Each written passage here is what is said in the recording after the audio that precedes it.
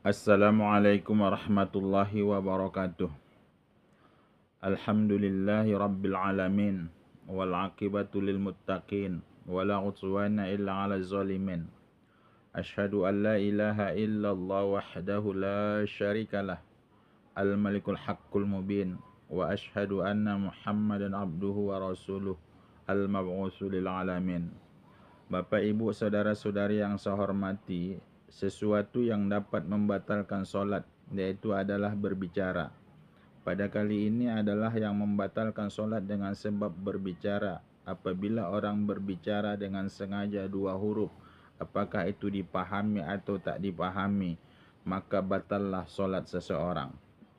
Contoh yang dapat dipahami, ada imam berbicara, yaitu dengan memerintahkan si makmum, karena si makmum lama bangunnya, lantas imam berucap kum, adalah hurufnya itu dua huruf, qaf dan mim. Maka orang yang kalau ada imam yang berucap seperti itu, dengan niatnya adalah memberitahu kepada si makmum supaya si makmum adalah berdiri, maka kum yang seperti itu adalah batal solatnya, dianggap berbicara kepada si makmum. Adapun yang berbicara yang tidak dipahami, ya seperti tanah-nah, mendehem, ha dengan mim. Kalau ada orang yang mendehem itu adalah yang dia mendehem itu dengan sengaja. Bukan karena penyakit, tapi dalam pemahaman kami bahwa mendehem itu tidak ada yang penyakit. Mendehem itu pasti disengaja, kecuali ada orang yang mendehem itu adalah karena susah mengeluarkan mahraj. Mahraj yang wajib kita baca seperti orang membaca Al-Fatihah. Nyatanya mahrajnya itu tidak bisa keluar. Maka mendehem dia supaya mahrajnya itu bisa keluar dari mulutnya dengan baik. Maka mendehem pada posisi itu adalah hukumnya sunnah.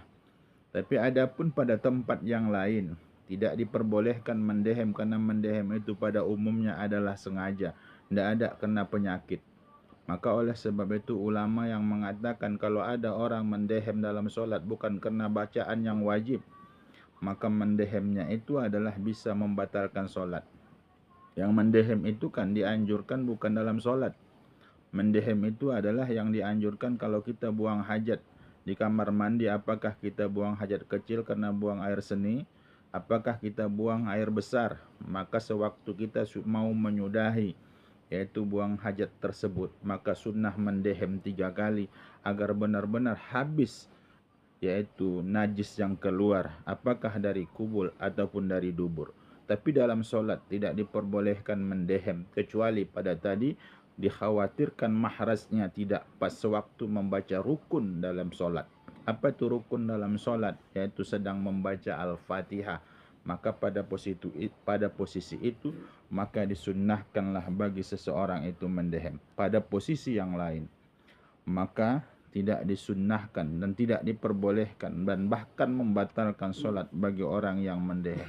Maka oleh sebab itu muncul pertanyaan, bagaimana kasusnya kalau ada Pak Imam yang mendehem tapi dia bukan membaca yaitu rukun qauli, dan dia membaca adalah yang sunnah atau ayat dari Al-Quran. Maka bagi si makmum, dia harus berhusnuzon, berbaik sangka kepada imam.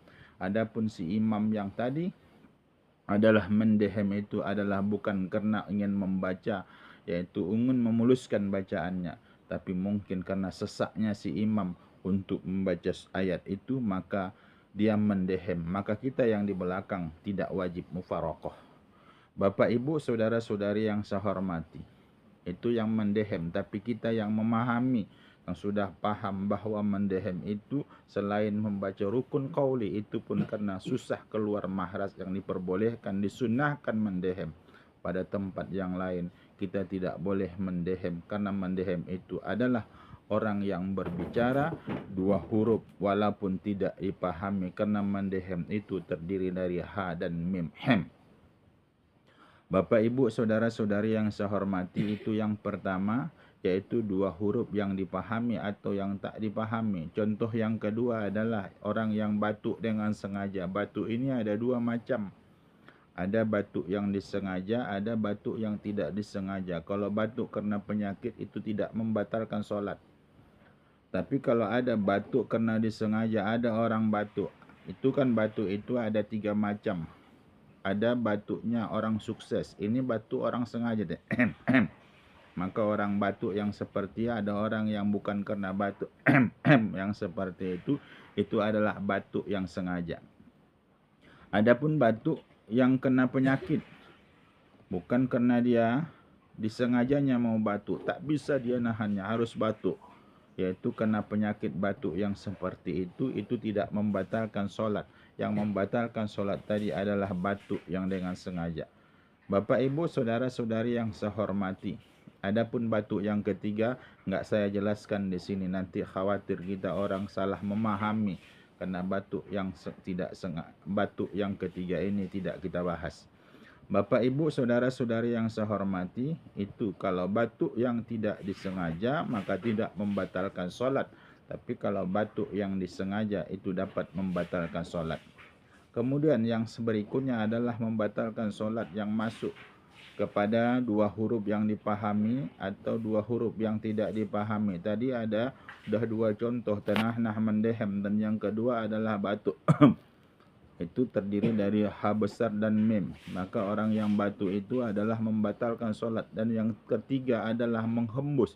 Kalau ada orang menghembus kuat lantas bersuara hembusannya itu, dia sengaja dia menghembus itu, maka juga menghembus yang seperti itu adalah membatalkan solat. Maka oleh sebab itu, maka kalau kita menghembus jangan sampai ada suaranya seperti itu. Maka ada orang yang berhembus seperti itu, maka itu sudah membatalkan solat. Kalau ada orang yang menghembus yang seperti itu dengan sengaja. Yang terakhir yaitu membatalkan solat, yaitu 2 huruf yang tidak difahami, yaitu contohnya adalah, itu kalau ada orang yang kalau seandainya dia mendengus seperti itu contohnya, kalau ada orang yang mendengus sampai suara huruf yang keluar dari hidungnya, maka orang yang mendengus seperti itu, kalau mendengusnya itu adalah dengan sengaja, maka juga sama dengan hukum mendehem tadi. Mendehem itu dengan sengaja, maka yang mendengus itu juga membatalkan solat.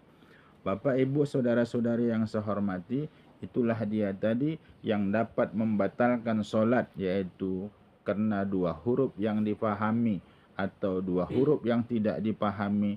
Kalau dia lakukan dengan sengaja, maka dapat perbuatannya itu membatalkan solat. Banyak di antara kita yang kadang tidak memahami ini, maka lantas dia kadang di dalam solatnya sesuka hatinya mendehem.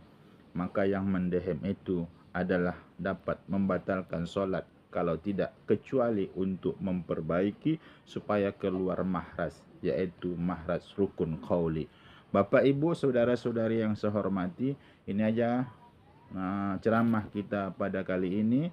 Terima kasih atas segala perhatian. Mohon maaf atas segala kekurangan. Wabillahi taufiq wal hidayah. Assalamualaikum warahmatullahi wabarakatuh.